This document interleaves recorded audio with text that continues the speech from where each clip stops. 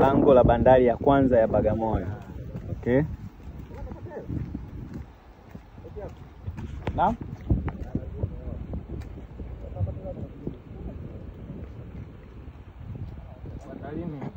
Tunaelekea bandarini. Bandari ya kwanza Bagamoyo. Hii bandari ya kwanza Bagamoyo, bandari ya ngapi Tanzania? Kwa Tanganyika ya pili. Baada ya Dar es Salaam. Au baada ya wapi? Kilwa. Hivi Kilwa ndo bandari ya kwanza kumbe? Kule ule mji uleza kani ya 9. Kani ya 9. Na maana Mpingo. Mpingo. Hata huu mpingo pia. Uso mpingo. Mpingo ile kule ile. Mpingo. Huo ndo ngoma ngumu. Wewe tena.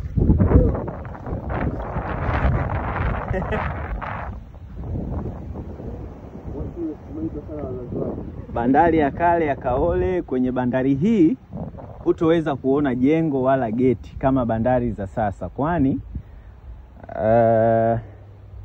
hawakujenga chochote isipokuwa hivi sasa utaona uoto wa asili wa miti na ya mikoko. Pia ujio wa wavumbuzi muhimu kama Barton na Speke ambao walikuwa katika safari yao ya kumtafuta Dr. David Livingstone walipopitia bandari ya Kaole wakati huo.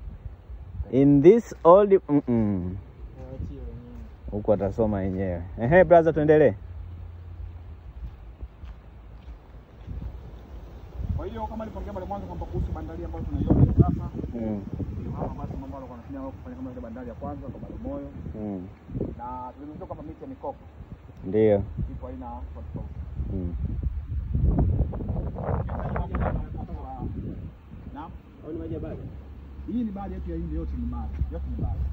Anazungumzia maji yanafikaje hapa? Bahari na maji mafu na maji bamvua. Sasa hivi kwa kile cha maji mafu. Maji ambayo tunasema kwamba huko hayafiki. Bamvua yanafika. Kwa maana nakiuliza bwana kumeloa huko. Anazungumzia hivi. Yaani sasa hivi maji tuko wakati wa maji mafu. Maji yanaishia hapa. Yaani kwa maana mgongo.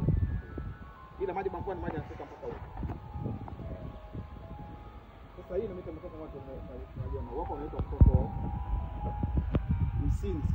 Upi huu? Huu unaitwa msinzi. Mkoko msinzi. Kwa hiyo huu na huu baba mmoja, lakini kwa kusoro ule pale unaitwa mkandaa. Mkoko mkandaa. Okay. Pia kuna mti ambao unaitwa mliana, pia ndani humo. Ila katika mikoko yote hiyo hii hapa ndio imara zaidi.